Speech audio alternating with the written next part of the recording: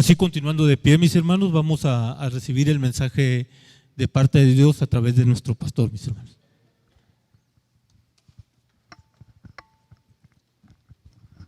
Cuando uno comienza, hermanos, en la vida cristiana, que comienza por las primeras ocasiones que uno asiste a un templo evangélico, hay cosas nuevas que empezamos a conocer y que empezamos a ver que nos parecen quizá hasta extrañas, y tarda uno en acostumbrarse a ellas. Por ejemplo, yo no sé si usted vino al Señor ya a cierta edad, no desde pequeño, no lo trajeron desde pequeño al templo, sino que a cierta edad usted conoció al Señor. Pero verdad que nos parece extraño, por ejemplo, aplaudir cuando cantamos, y al principio como que no agarramos el ritmo, ¿verdad? Estamos cantando por un lado y aplaudiendo por otro. O también quizá el levantar nuestras manos cuando estamos en un momento que el Espíritu Santo toca nuestro corazón y levantamos nuestras manos al Señor. O incluso hasta cuando se danza en medio de un canto lleno de gozo, de júbilo, que nos mueve a danzar. Pero también hay palabras o frases que al principio se nos hace quizá incómodo pronunciarlas, porque no estamos acostumbrados. No estamos acostumbrados, por ejemplo, llamar a la otra persona hermano o hermana, y se nos hace un poquito incómodo pronunciarlas al principio. O Dios te bendiga, aunque es una frase ya que se dice muy comúnmente. A veces cuando comenzamos se nos hace un poquito difícil decirle a la gente Dios te bendiga, o decir aleluya, o decir gloria a Dios. Pero con el paso de tiempo, hermanos, y a fuerza de pronunciarlas y de escucharlas, de repetirlas, van formando parte de nuestro vocabulario cotidiano.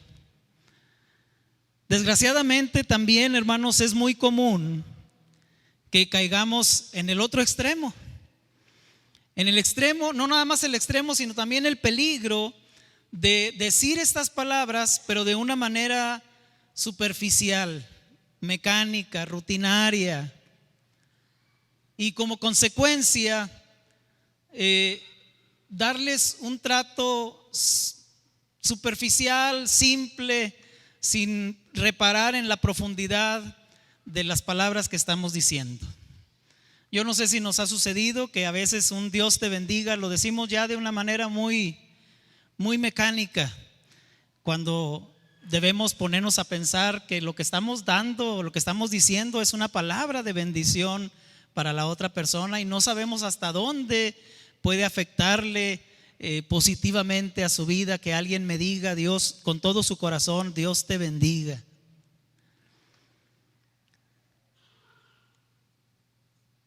Y esto también sucede, hermanos, a veces con las frases. Por ejemplo, cuando le decimos a alguien te amo, hermano, o te amo, hermana. Es común escuchar estas palabras en los pasillos de las iglesias. Por un lado quisiéramos creerlas porque todos deseamos experimentar el amor de nuestros hermanos en Cristo.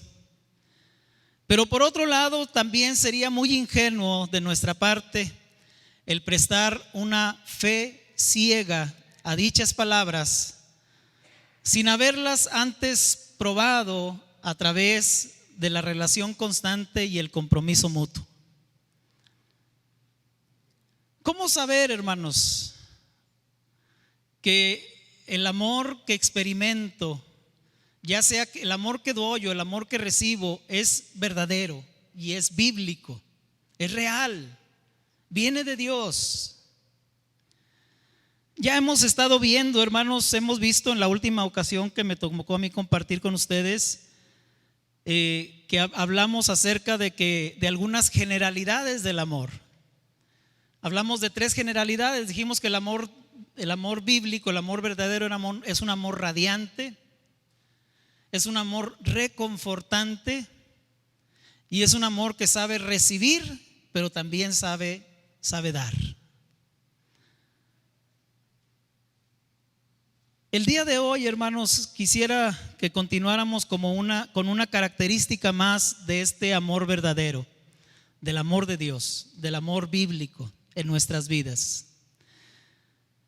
Y quisiera compartir con ustedes cómo debe manifestarse este amor en medio de la adversidad, en medio de los tiempos de prueba.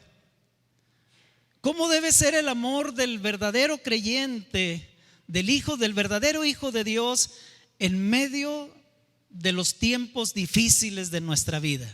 Que yo estoy seguro todos los hemos pasado en algún momento, quizá ahorita estamos pasándolo. Déjeme decirle, hermano, que el amor bíblico es un amor que se reproduce y fructifica aún en medio de las circunstancias adversas. Y continuando, hermanos, con la base de esta serie de sermones en el libro o en la carta de Filemón, en la carta que Pablo le escribe a Filemón, en el versículo número 10 dice Pablo, le escribe Pablo a Filemón: te ruego por mi hijo Onésimo, a quien engendré, ¿dónde? En mis prisiones. Este es un amor, hermanos, que si ustedes se dan cuenta, fructificó. El amor en el corazón de Pablo produjo fruto en la vida de Onésimo, aún en medio de una adversidad por la que Pablo estaba pasando, que eran sus prisiones.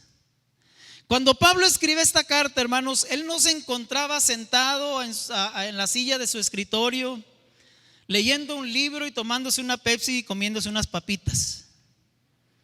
Él se encontraba en prisión. Tenemos que pensar en ello para poder entender y poder captar mejor el sentimiento de Pablo cuando plasma estas palabras.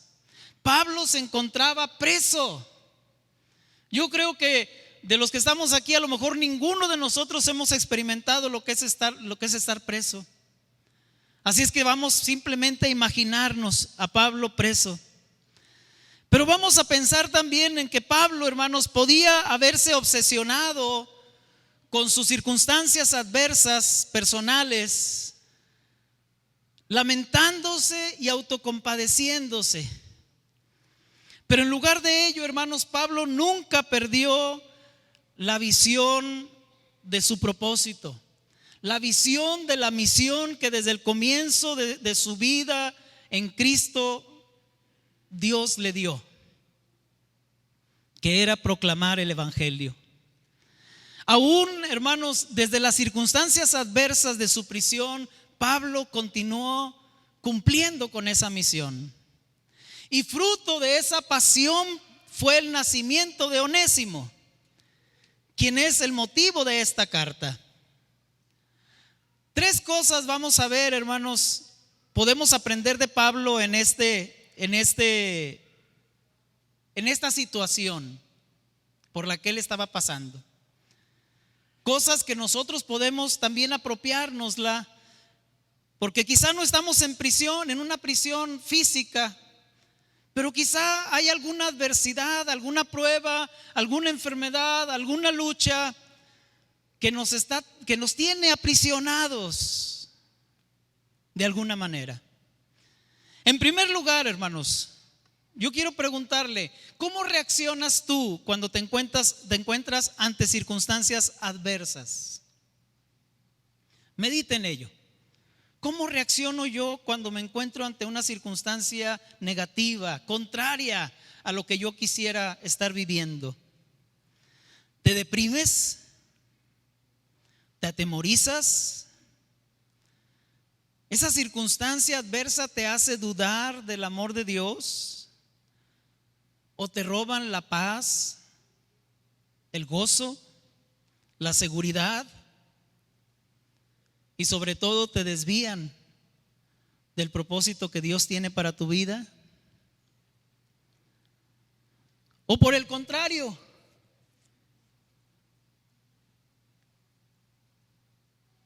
te fortalecen y te motivan a buscar a Dios con más fervor? ¿Cómo reaccionas ante circunstancias adversas? En Romanos, hermanos, capítulo 12, versículos 9 al 12, dice la palabra, dice Pablo también que escribe esta carta, dice: el amor sea sin fingimiento. Y note que empieza hablando en ese pasaje del amor. El amor sea sin fingimiento. Aborreced lo malo, seguid lo bueno. Amaos los unos a los otros con amor fraternal. Y continúa hablando del amor. En cuanto a honra, prefiriendo los unos a los otros. Y luego cambia un poquito ahí el tema y dice: en lo que requiere diligencia, no perezosos, fervientes en espíritu. Pero fíjese que ese fervor lo relaciona con una cosa: con el servicio a Dios. Fervientes en espíritu, sirviendo al Señor. Porque el fervor, hermanos, se manifiesta a través del servicio. El fervor no se manifiesta a través de saltar, de brincar. El fervor hacia Dios se manifiesta a través del servicio a Dios. Gozosos, dice, en la esperanza, sufridos en la tribulación, constantes en la oración. Primero habla del amor y luego habla acerca del fervor en el servicio, pero también en medio de la tribulación. La palabra fervor, hermanos, o fervientes, significa hirviendo o algo que hace ebullición. Y yo quiero preguntarle, hermano, ¿qué es lo que hace que un líquido hierva? ¿O qué es lo que hace que un líquido entre en ebullición? El calor, el fuego. Y curiosamente, hermanos, cuando la palabra de Dios habla de la prueba, de la lucha, de los problemas, regularmente se refiere a ella como un fuego. En la primera carta que escribe el apóstol Pedro, en el capítulo 4, versículo 12, dice: amados, dice el apóstol Pedro, amados, no os sorprendáis del fuego de prueba que os ha sobrevenido, como si alguna cosa extraña os aconteciese. Pedro compara la prueba al fuego. Y el mismo Pedro, en la misma primera carta, pero en el capítulo 1, versículo 7, dice: para que sometida a prueba vuestra fe, mucho más preciosa que el oro, el cual, aunque perecedero, se prueba con fuego, sea hallada en alabanza, gloria y honra cuando sea manifestado Jesucristo. De manera, hermanos, que la palabra de Dios compara la prueba con el fuego. ¿Y qué sucede, hermanos, cuando el fuego se aplica a un líquido contenido en un recipiente? Antes de hacer que ese líquido hierva, primeramente empieza a entrar en calor. Aumenta la temperatura, hermanos, y conforme va aumentando la temperatura, el líquido empieza a hervir. ¿Y qué sucede cuando hierve, hermanos? ¿Qué produce ese hervor? Produce un vapor. Y ese vapor, hermanos, cuando es producido, libera o produce una tremenda energía. ¿Qué sucede? Le pregunto, si esa energía que está contenida en un recipiente no es liberada. Si encerramos esa energía, hermanos, en un recipiente, como por ejemplo una olla de presión, y no permitimos que ese vapor fluya, la presión llega a tal grado, hermanos, en que el recipiente explota. El líquido explota, el vapor hace que explote, echando a perder el recipiente, derramando el contenido y destruyendo todo lo que está a su alrededor. Ese es el poder de ese vapor, es el poder de la ebullición que provoca ese vapor. Pero si lo utilizamos, hermanos, si utilizamos ese vapor, esa energía, y liberamos esa presión con sabiduría, con dirección y con propósito, puede ser de mucha bendición, no solamente para ti, sino también para los que te rodean. Eso fue lo que sucedió con la máquina de vapor, que contribuyó grandemente a la revolución industrial y que actualmente sigue siendo utilizado para la producción de energía eléctrica en algunos lugares. Y eso fue, hermanos, lo que sucedió con las circunstancias adversas que el apóstol Pablo supo concretar sabiamente. Cuando le escribe Pablo a la iglesia de Filipo, en el capítulo 1, versículos 12 al 14, dice: quiero que sepáis, hermanos, que las cosas que me han sucedido han redundado más bien para el progreso del evangelio, de tal manera que mis prisiones, dice Pablo, se han hecho patentes en Cristo en todo el pretorio y a todos los demás. Y la mayoría de los hermanos, cobrando ánimo en el Señor con mis prisiones, se atreven mucho más a hablar la palabra sin temor.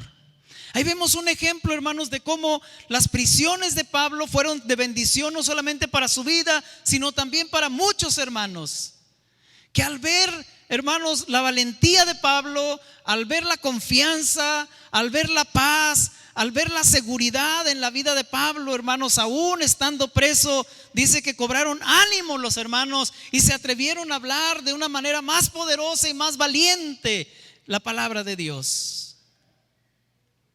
Así es que, hermano, lo primero que yo quiero invitarte es que no permitas que las circunstancias adversas acaparen o monopolicen tu atención. Yo sé que no es fácil hacerlo. Yo sé que cuando tenemos un problema, cuando algo nos duele, cuando algo nos lastima, cuando algo nos hiere, hermanos, es difícil quitar nuestra atención de aquello que nos está lastimando. Pero yo le invito a que nos esforcemos, a que esas circunstancias adversas no le roben la atención de lo verdadero, no minen sus fuerzas, sino que más bien, hermanos, las dirijan con sabiduría, con poder y con propósito. Y esto me lleva, hermanos, a la segunda cosa que quiero compartirles. En medio de las circunstancias adversas, necesitamos aprender a descansar en la gracia abundante de un Dios que es soberano. Esto tenemos que aprenderlo, hermanos, porque tampoco es fácil. Por algo el Señor nos invita y nos dice: venid a mí, todos los que estáis trabajados y cargados, todos los que estén llevando una carga, todos los que estén llevando una lucha, vengan a mí y descansar en mí. Nos invita a descansar en Él. En una ocasión, hermanos, cuando Pablo pasaba por tiempos difíciles, Dios le había dicho estas palabras en la primera carta que escribe a los Corintios, en la segunda, que escribe a los Corintios, capítulo 12, versículo 7 al 10. Hay unas palabras, solamente voy a resumir estas palabras: bástate mi gracia, porque mi poder se perfecciona en la debilidad.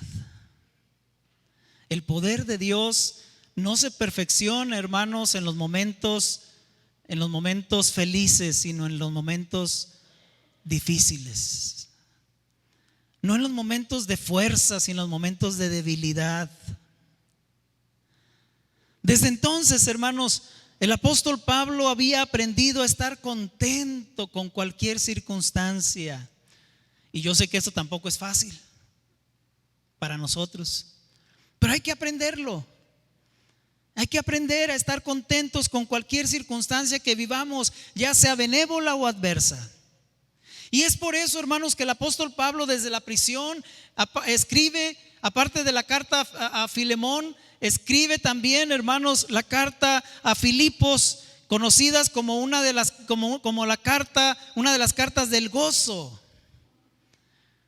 Una de las cartas, hermanos, de más optimismo y esperanza que escribe el apóstol Pablo. Y en esta carta, hermanos, en Filipenses capítulo 4 del 10 al 13, dice Pablo: en gran manera me gocé en el Señor, de que ya al fin habéis revivido vuestro cuidado de mí, de lo cual también estabais solícitos, pero os faltaba oportunidad. No lo digo porque tenga escasez, pues he aprendido a contentarme, cualquiera sea mi situación.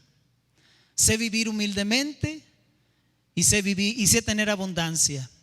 En todo y por todo estoy enseñado, así para estar saciado como para tener hambre, así para tener abundancia como para padecer necesidad. Todo lo puedo. El versículo, uno de los más conocidos, ¿verdad? De los más citados. Todo lo puedo en Cristo que me fortalece. ¿Lo podemos todo en Cristo que nos fortalece, hermanos? ¿Aún en los momentos difíciles o solamente en los momentos benevolentes?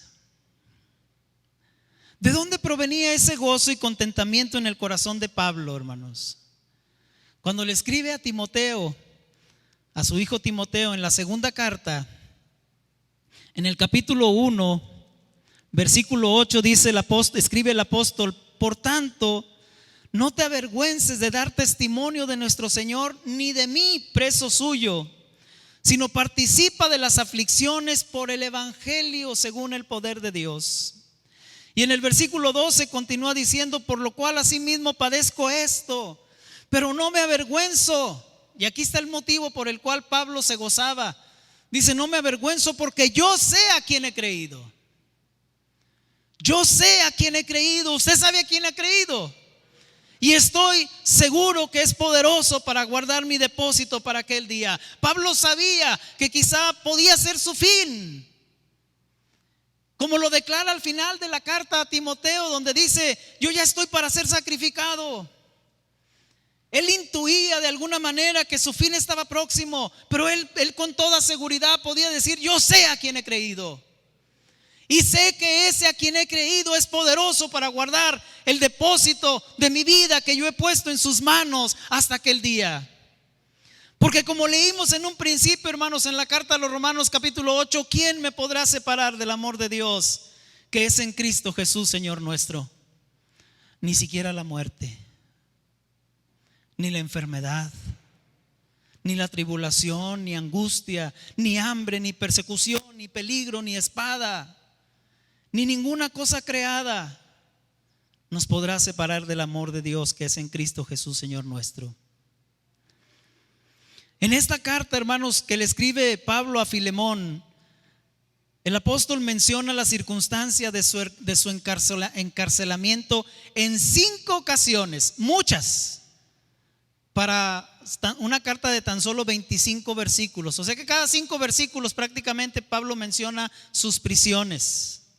Y a simple vista, hermanos, podríamos pensar que Pablo se está quejando o que quiere causar lástima en sus oyentes o en sus lectores, a no ser que nos fijemos bien que en 4 de las 5 ocasiones que menciona esto se refiere no tanto a sus prisiones, sino al motivo, a la causa de sus prisiones. Fíjese el versículo 1 de Filemón, dice: Pablo, prisionero de Jesucristo. Él menciona que es prisionero, pero dice el motivo: de Jesucristo. En el versículo número 9 dice: más bien te ruego por amor, siendo como soy, Pablo ya anciano y ahora además prisionero de Jesucristo. En el versículo 13 dice: yo quisiera retenerle conmigo para que en lugar tuyo me sirviese en mis prisiones por el evangelio. Y en el versículo 23 dice: te saludan Epafras, mi compañero de prisiones por Cristo Jesús. ¿Se da cuenta que las 4 ocasiones Pablo habla sí de sus prisiones, pero más bien quiere resaltar el motivo, el por qué estaba Pablo preso? Por Jesucristo, por el evangelio, por predicar. Pablo sabía, hermanos, que la verdadera razón de sus prisiones estaba más allá de casualidades, que sus prisiones estaban más allá de la maldad de sus detractores, de sus enemigos, o aún más allá de sus propios errores.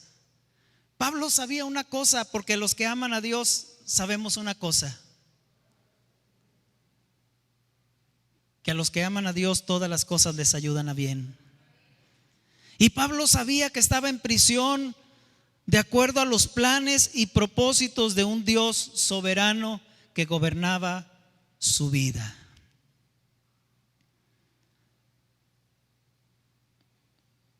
¿Cuántos saben que el Dios en el que usted y yo hemos creído es soberano y que Él gobierna nuestras vidas y que nada nos puede suceder si no está dentro de su voluntad y de sus perfectos planes para nuestras vidas?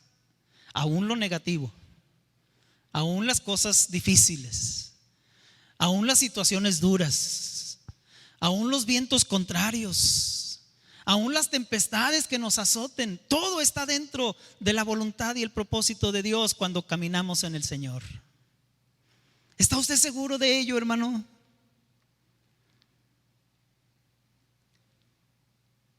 Y déjeme decirle que la única ocasión que el apóstol Pablo no menciona explícitamente la razón de sus prisiones, que se encuentra en el versículo 10, Pablo se refiere al fruto de su adversidad, al fruto de sus prisiones. Dice el versículo 10: te ruego por mi hijo Onésimo, a quien engendré en medio de la adversidad, a quien engendré en medio de mis pruebas, a quien engendré en medio de los problemas, a quien engendré en mis prisiones. Y esto, hermanos, nos lleva a la última enseñanza de esta tarde. Aún en circunstancias adversas, el amor verdadero, el amor que viene de Dios, nos lleva o nos debe llevar a dirigir nuestra atención no hacia nosotros mismos, no hacia nuestra necesidad, sino a la necesidad de los que nos rodean. El mayor ejemplo de esto lo tenemos en la persona que debe ser siempre el mayor ejemplo para nuestras vidas, nuestro Señor Jesucristo. Cuando estaban crucificando al Señor, hermanos, por nuestras culpas, por nuestros pecados, Jesús pronunció 7 frases que acostumbramos predicarlas. Es una tradición predicarlas el viernes de Semana Santa. Pero lo interesante, hermanos, es que 4 de esas 7 frases se refiere a la necesidad de los demás. La primera: Padre, perdónalos porque no saben lo que hacen.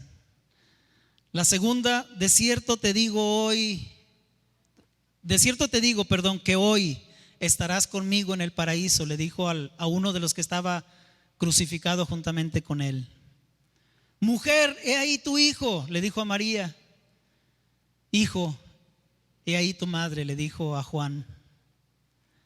Y la última palabra o la última frase donde Jesús se enfoca en los demás es: consumado es. Porque Jesús estaba consumando una obra a favor de la humanidad, a favor tuyo y a favor mío. Y es digno de mencionar, hermanos, que de esas cuatro, 3 fueron las primeras que pronunció. Jesús puso su mirada primero, aún en medio de su sufrimiento, en medio de su crucifixión. Él estaba poniendo su mirada en la necesidad de los seres humanos, en la necesidad suya y mía.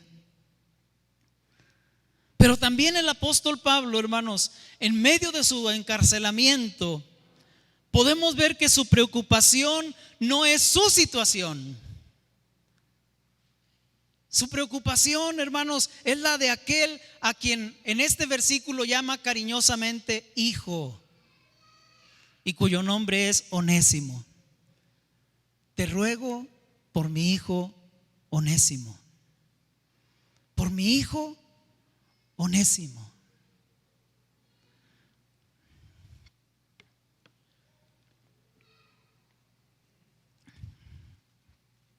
Tener un hijo, hermanos, no requiere mucho talento, ni capacidad, ni adiestramiento.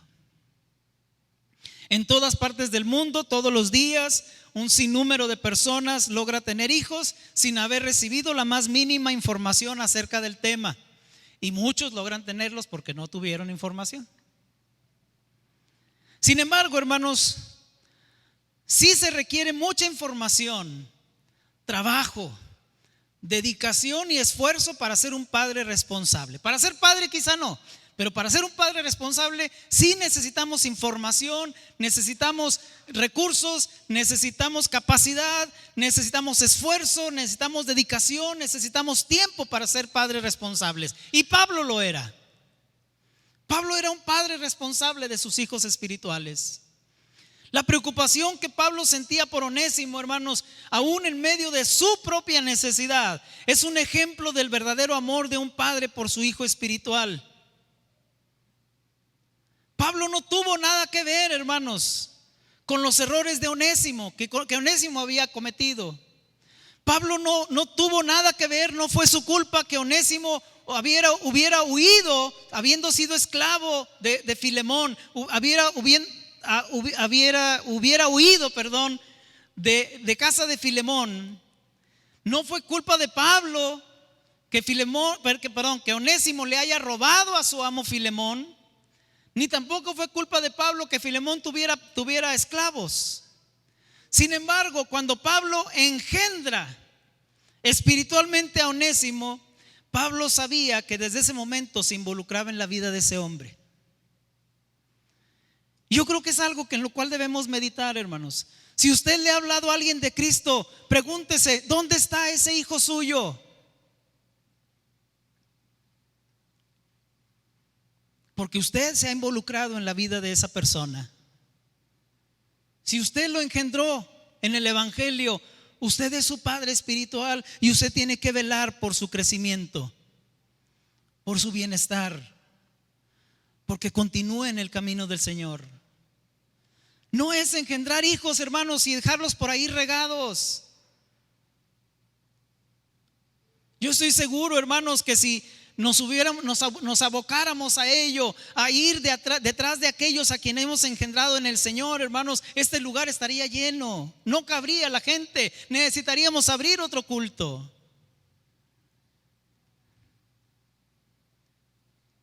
Y es que muchas veces, hermanos, como creyentes maduros, que la mayoría de los que estamos aquí lo somos, como creyentes maduros tenemos que dejar de lado nuestras necesidades y nuestras circunstancias adversas para ocuparnos de aquellos que aún son débiles en la fe y que necesitan de nuestra protección, de nuestra fortaleza, dirección y consejo. Para que podamos decir, como escribió el apóstol Juan en su primera carta, en su tercera carta, en el versículo 4, no tengo yo mayor gozo que el oír que mis hijos andan en la verdad. Y Juan no se refería exclusivamente a sus hijos en lo natural, sino también a sus hijos espirituales. Es un gozo, hermanos. Es un gozo cuando te encuentras a alguien a quien tú le compartiste del evangelio y lo tomaste de la mano y lo llevaste a dar sus primeros pasos, y después de algún tiempo te lo encuentras como un líder de su iglesia, como un hombre, una mujer de fe que camina firmemente en el camino del Señor. Es una satisfacción, hermanos, tan grande.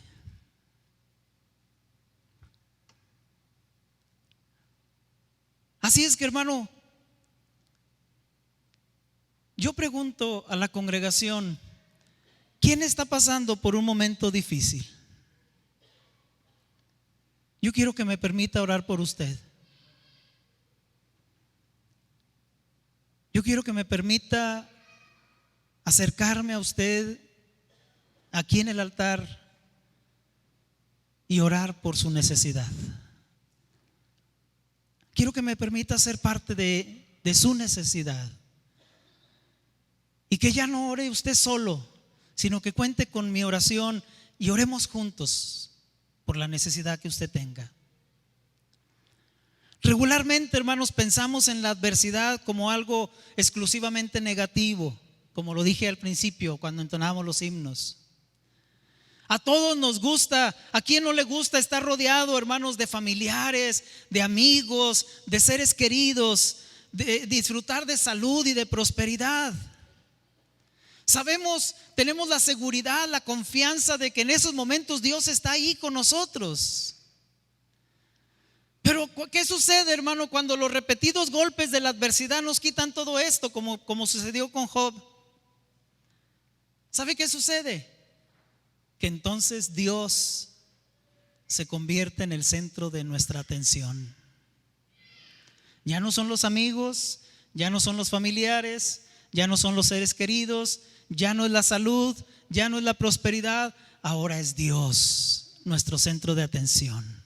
Es lo único para nuestra vida y podemos exclamar como el salmista en el Salmo 73: ¿a quién tengo yo en los cielos sino a ti? Y fuera de ti nada deseo en la tierra. O podemos exclamar como exclamó Job: de oídas te había oído, mas ahora mis ojos te ven. Hermanos,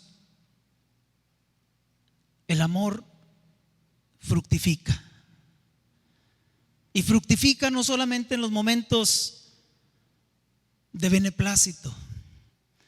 El amor fructifica, y me atrevo a decir que fructifica aún más en los momentos difíciles, en los momentos de adversidad. Es cuando más debe fructificar. ¿Cuál ha sido la prueba más grande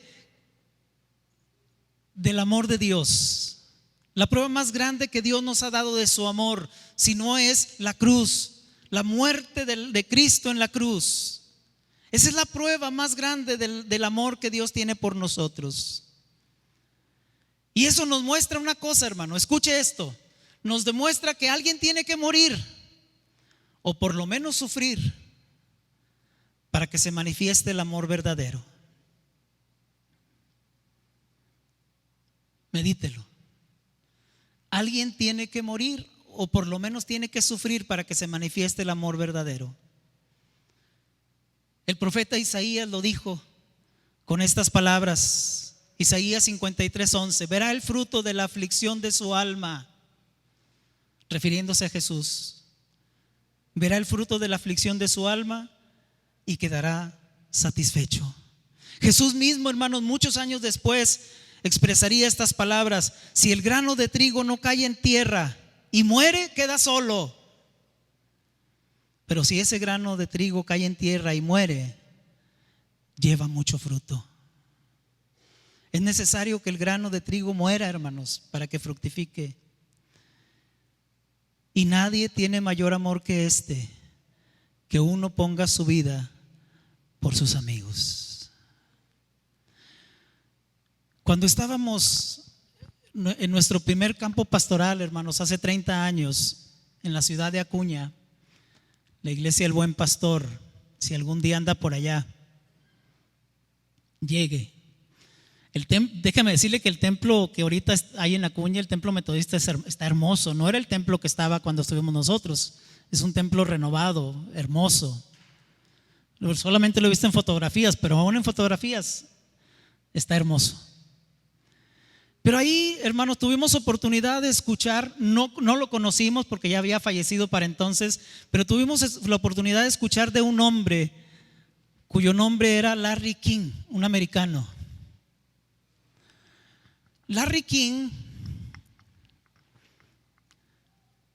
se dedicaba a hacer folletos evangelísticos que eran muy conocidos en el área de Acuña, Ciudad Acuña y del Río, Texas.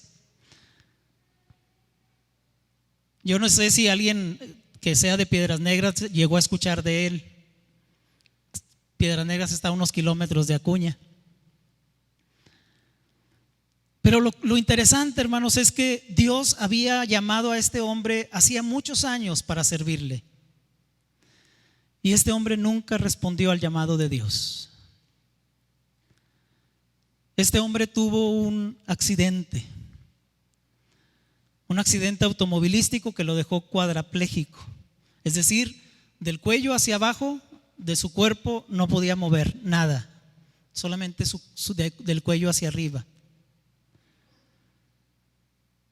Cuando este hombre sufre ese accidente, hermanos, postrado en cama, él le entrega su vida al Señor para servirle. Y usted podrá decir, pero ¿y cómo podría servirle a un hombre cuadrapléjico? ¿Ya para qué? Pues este hombre, hermanos, compró todo lo que necesitaba para imprimir. Contrató un grupo de personas, de trabajadores, y él inventaba sus folletos. El dibujante plasmaba las imágenes, las letras, los impresores los imprimían, los cortadores los cortaban, los folletos, y había quienes se dedicaban a repartirlos gratis por toda esa región. Cuadrapléjico. Un hombre cuyo amor dio fruto en medio de la más grande adversidad que pudo haber vivido. Hermanos, ¿cuál es la adversidad que estás viviendo? ¿Cuál es la prueba por la que estás pasando?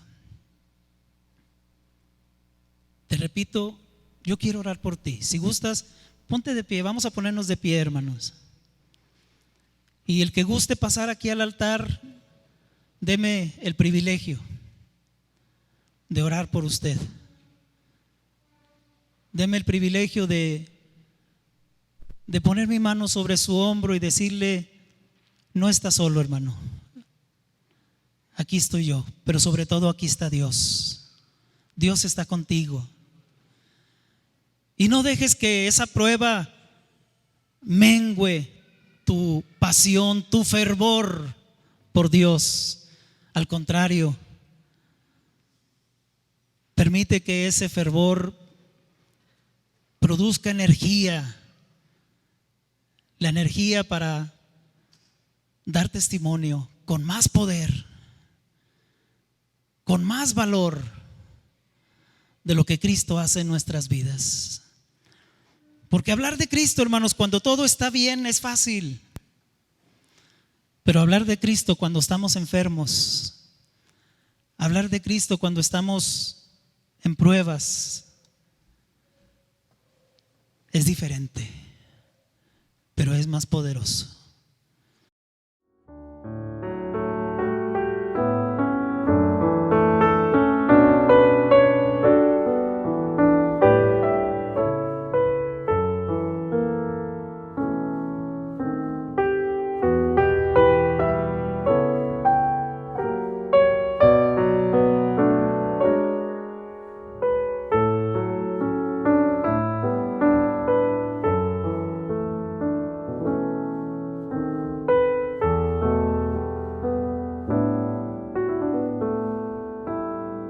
Amén, gloria a Dios.